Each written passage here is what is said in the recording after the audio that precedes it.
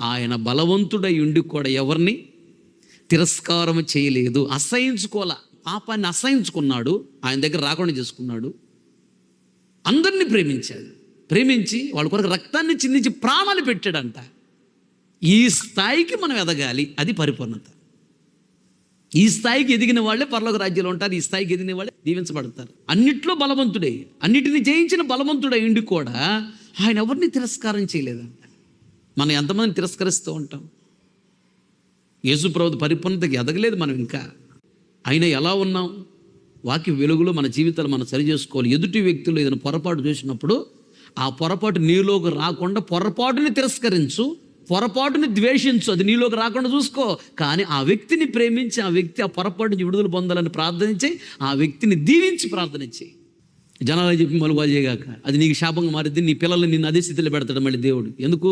ఏది విత్తుకుంటే అది కోసుకోవాలిగా. ఒడ్డుకి ఎక్కావంటే లోపల ఉన్న వాళ్ళు కూడా ఒడ్డుకు లాగాలి.